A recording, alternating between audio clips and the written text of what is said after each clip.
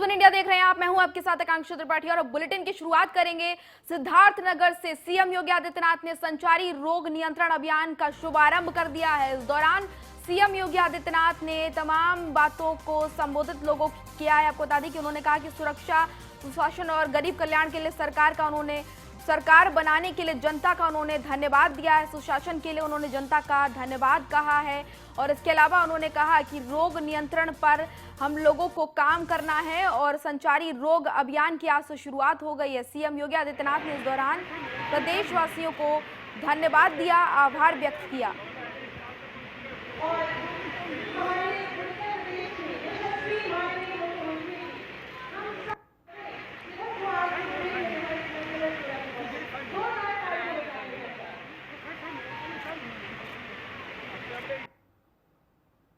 केवल फाइलेरिया बल्कि ट्यूबरक्लोसिस को भी पूरी तरह समाप्त करने का एक संकल्प ले लिया है कि अब इन प्रकार की बीमारियों को कहीं भी हम टिकने नहीं देंगे, उत्तर प्रदेश की धरती पर टिकने नहीं देंगे।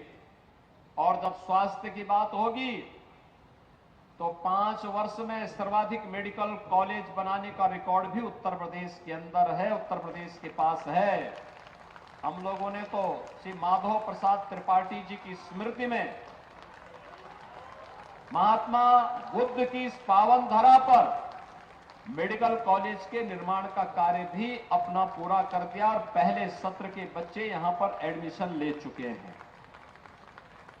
ये मेडिकल कॉलेज हेल्थ इंफ्रास्ट्रक्चर प्रधानमंत्री स्वास्थ्य सुरक्षा योजना के अंतर्गत हम लोगों ने विगत 5 वर्ष के अंदर 33 नए मेडिकल कॉलेज निर्माण का कार्य आगे बढ़ाया था, जिसमें से हम 17 मेडिकल कॉलेज में पठन पाठन का कार्य प्रारंभ कर चुके हैं, उनको आगे बढ़ा चुके हैं और अगले 1 वर्ष के अंदर हम लोग 17 से 18 नए मेडिकल कॉलेज प्रारंभ करेंगे, जिससे प्रदेश के अंदर मेडिकल एजुकेशन की भी समस्या का समाधान हो जाएगा और साथ साथ लोगों को बेहतरीन विशेषज्ञ स्वास्थ्य सुविधा भी यहां पर प्राप्त होगी। और इस दृष्टि से जब विधानसभा का चुनाव संपन्न हुआ है, मैं आप सबको भारी बहुमत से विकास के लिए, सुरक्षा के लिए, सुशासन के लिए, गरीब कल्याण के लिए एक बार फिर से अपना आशीर्वाद देने के लिए हृदय से आप सबको मैं हृदय से धन्यवाद देता हूं। भाइयों बहनों, हम लोगों ने विगत 2 वर्ष के दौरान इस सदी की सबसे बड़ी महामारी कोरोना का सामना किया। कोरोना महामारी के कारण दुनिया के अंदर लाखों लोगों ने अपनी जान गंवाई, लेकिन देश के अंदर प्रधानमंत्री मोदी जी के नेतृत्व में बेहतरीन कोरोना प्रबंधन का जो मॉडल खड़ा हुआ, दुनिया ने उसकी सराहना की। वाराणसी के सर्किट हाउस पहुंचे डिप्टी सीएम केशव प्रसाद मौर्य और यहां पर योगी 2.0 की सरकार गठन होने के बाद पहली बार वो काशी पहुंचे हुए थे। यूपी के अंदर कोई अवैध कारोबार नहीं चलेगा, ये उन्होंने वहां पर पहुंचकर कहा। पेपर लीक मामले पर डिप्टी सीएम केशव प्रसाद मौर्य का बयान सामने आया है। उन्होंने कहा कि बच्चे देश का भविष्य हैं और देश के भविष्य के साथ खिलवाड़ बर्दाश्त नहीं करेंगे। अपराधियों का संरक्षण करने वालों को बाबा विश्वनाथ माफ नहीं करेंगे।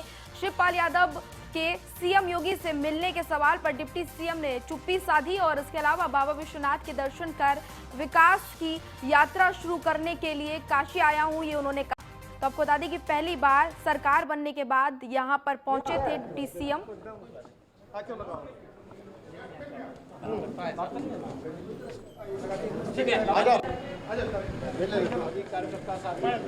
हमको तो कम से कम निकलने दो भैया।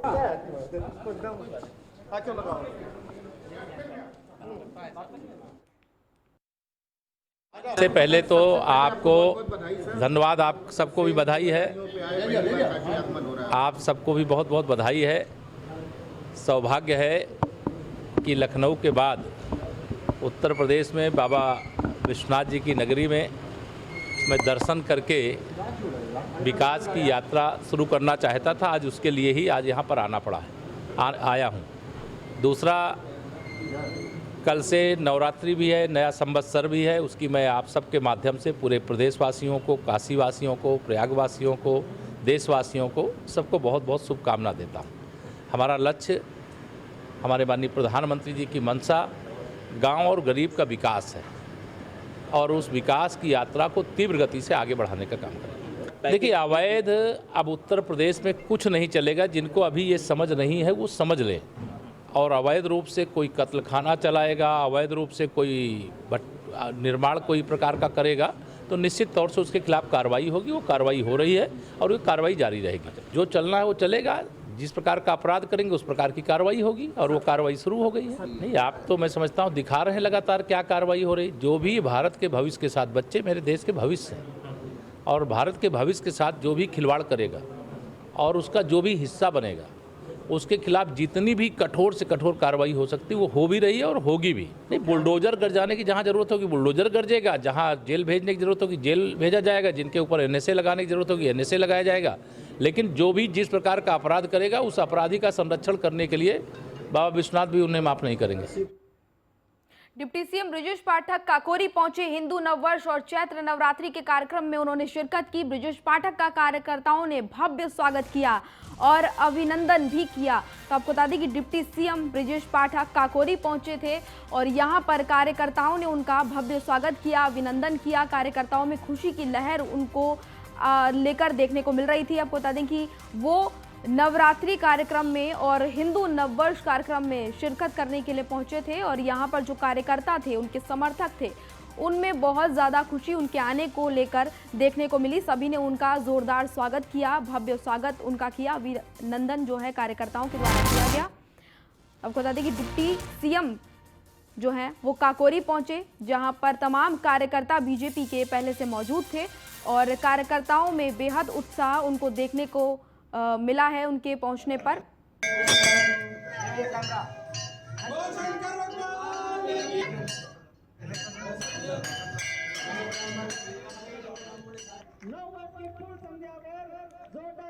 स्वागत और अभिनंदन।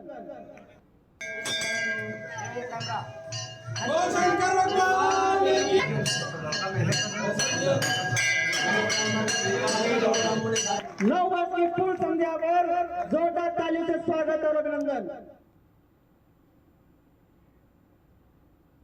एलडीए के मुख्य अभियंता के खिलाफ जांच की सिफारिश। आपको बता दें कि एलडीए के मुख्य अभियंता इंदु शेखर के खिलाफ जांच की सिफारिश आपको बता दें पेश की गई है। कमिश्नर रंजन कुमार ने मुख्य अभियंता के खिलाफ सतर्कता जांच के लिए पत्र लिखा है। आपको बता दें कि प्राकृतिक झील संरक्षण के लिए आमंत्रित ई निविदाओं में अनियमितता को लेकर इन पर आरोप लगा है और उसको लेकर जांच के आदेश दिए गए हैं। पत्र लिखकर इनको लेकर जांच की बात कही गई है।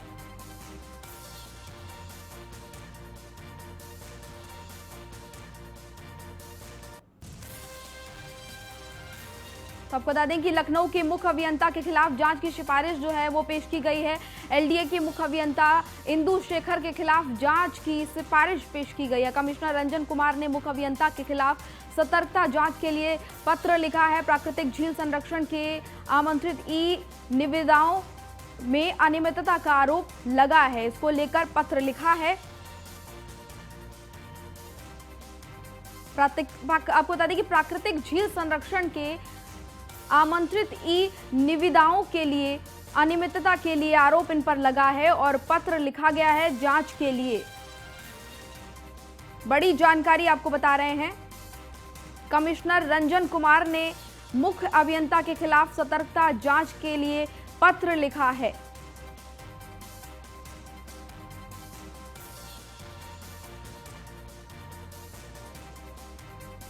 अभियंता इंदु शेखर के खिलाफ जांच की सिफारिश जो है वो पेश की गई है। कमिश्नर रंजन कुमार ने मुख्य अभियंता के खिलाफ सतर्कता जांच के लिए पत्र लिखा है। प्राकृतिक झील संरक्षण के लिए आमंत्रित ई निविदाओं में अनियमितता का इन पर आरोप लगा है और उसको लेकर पत्र लिखा है। आपको बता दें कि अभियंता इंदु शेखर पर जांच की सिफारिश की गई है। एलडीए के मुख्य अभियंता हैं ये और इनके ऊपर जांच की सिफारिश की गई है। खुद कमिश्नर रंजन कुमार ने मुख्य अभियंता के खिलाफ सतर्कता जांच के लिए पत्र लिखा है। तो बड़ी जानकारी आपको दे रहे हैं, एलडीए के मुख्य अभियंता के खिलाफ जांच की सिफारिश पेश की गई है। एलडीए के मुख्य अभियंता इंदु शेखर के खिलाफ जांच की सिफारिश। और इसी खबर पर हमारे साथ संवाददाता अश्विनी द्विवेदी जुड़ गए हैं। अश्विनी, क्या पूरा मामला है, क्यों जांच के आदेश दिए गए हैं? बिल्कुल बताऊं आपको, एलडीए के मुख्य अभियंता हैं इंदु शेखर, उन पर जांच का आदेश दिया गया। जांच कुछ इस प्रकार से हुआ कि मामला था प्राकृतिक जल संरक्षण के लिए आमंत्रित होने वाली जो ई निविदाएं होती हैं उसमें शिकायत मिली थी कि इन्होंने पैसे का लेन देन करके और जो गैर कानूनी तरीके से जो निविदाएं थी आवंटित कर दी थी, जिसके बाद इसकी शिकायत एलडीए बीसी से होती है, साथ ही साथ जो अन्य अधिकारी उनसे की जाती है, कमिश्नर से की जाती है।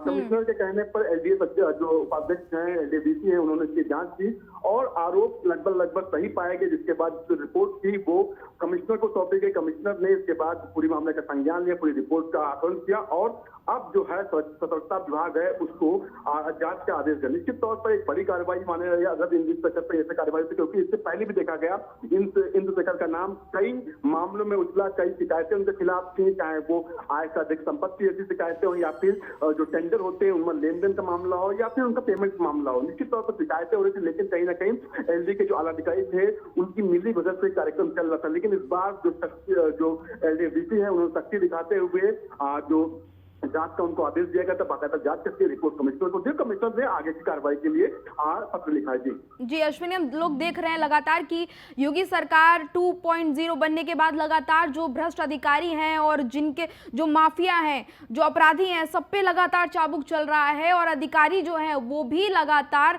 रिमांड पर हैं और जो भी कमियां देखी जा रही हैं उन पर लगातार कार्रवाई भी की जा रही है। तो योगी सरकार एकदम सख्त एक्शन मोड में नजर आ रही है।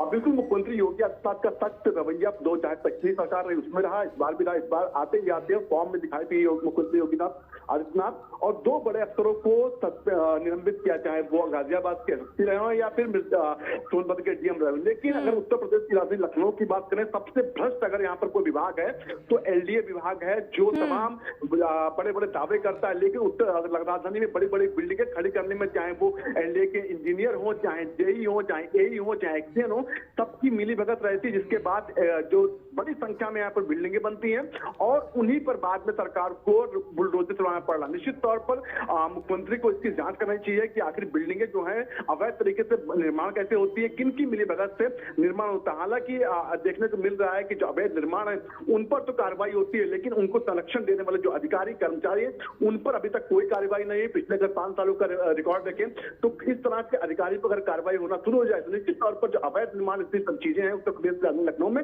उन पर लगाम लगेगा। जी, तो लगातार जिस तरह से कार्रवाई हो रही है उससे सख्त मैसेज जा रहा है अपराधियों में और भ्रष्ट अधिकारियों में कि कोई भी बख्शा नहीं जाएगा। अगर कोई गलत काम करेगा तो बख्शा नहीं जाएगा, यूपी में उसके ऊपर कार्रवाई होगी। अश्विनी, तमाम जानकारी के लिए बहुत बहुत धन्यवाद आपका।